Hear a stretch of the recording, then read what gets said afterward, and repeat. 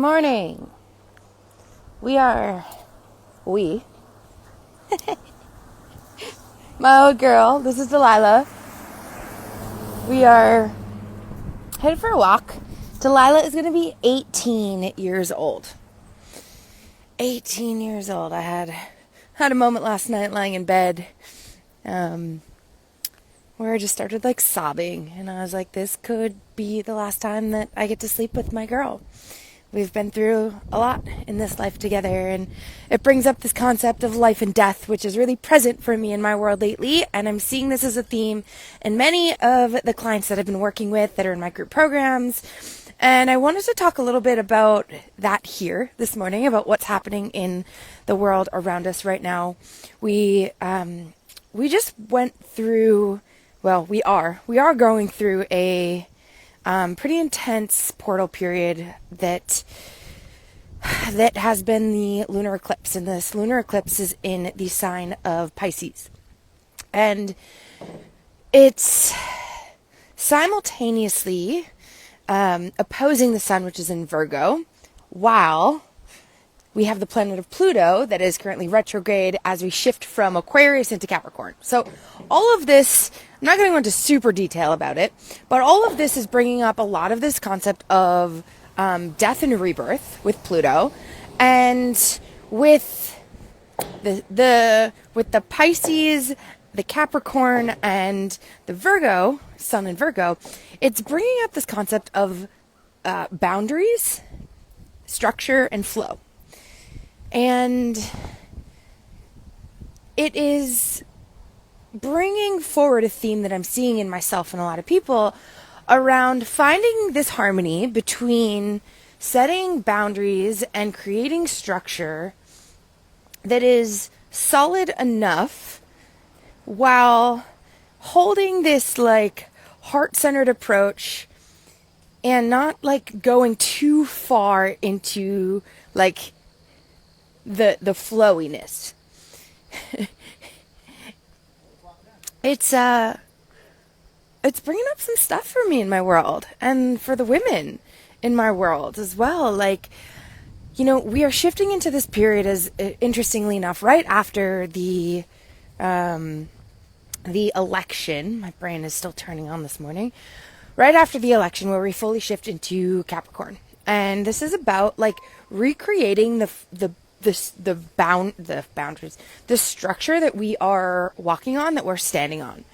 And it's really giving us an opportunity to observe the cracks in our foundation right now. And so Pisces is the planet that helps us really look at our future. I don't know if I want to walk that way yet. We're going to walk this way. It's giving us an opportunity to look at our future, to create our dream life, to really think about what is it that we're stepping into, what is it that we desire in our life. And it's allowing us to look at the cracks in the foundation. What is it that we're fed up with? What is it that is no longer supporting us in this path that we're walking, in this person that we're becoming? And for me lately, I have been challenged to hold strong many boundaries that I've gotten to set. And it hasn't been easy. It literally feels like I'm rewriting some really intense patterns in my world right now, and being tempted by the universe, are you going to hold true to these? Are you going to hold these strong? Yes, I am. And there have been moments where I have come off a little too firm, and I'm learning this. It's how strongly to set boundaries in this loving way, and while also not being too flowy, and to the point where it makes me feel like people are walking all over me. So it's been a really interesting dynamic happening for me, and I'm seeing this in my clients. So many of my clients are being tempted with these experiences right now to retract into their old ways of being, into their old ways of thinking, into their old habits, into their old beliefs. It's the universe is you know who you are and you know who you're becoming. Are you going to stay true to that? Are you going to hold up these boundaries to allow you to continue becoming that version of you, to continue honoring that version of you. And I put up a poll yesterday, and like literally every single person was like, yeah, this energy is really intense, I'm feeling it. So I think it's something really important to bring up, even though that the lunar eclipse was actually last week. We're still feeling the energy, and we're still in this significant transformational period as like Pluto enters. It's currently retrograde, so we're seeing a lot of shadows of Pluto, right? That planet of death and rebirth. And I think it's bringing up a lot of these shadows within us to look at, like, where are the places that you are acting out of your shadow? Where can you integrate moving forward so that as we continue forwards for the next, like, Pluto's in Capricorn for like 20 years, so that we can build on the foundation? Because if you don't look at those cracks in the foundation, you can't optimally build on them, right? Because then the structure is going to sag and it's going to warp.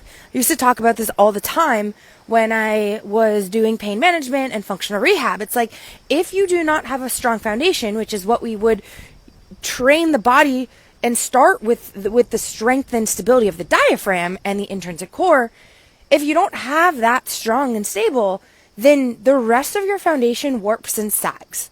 And like, that's when you start to experience dysfunction in certain places, because there is stress put on certain parts that shouldn't be, which leads you to then act or move dysfunctionally, right? So, quick dog break. Hi, cutie. So I think that this is what we're seeing right now in our conscious brains, in our habits, in our behaviors, in our beliefs. It's like, what have you adopted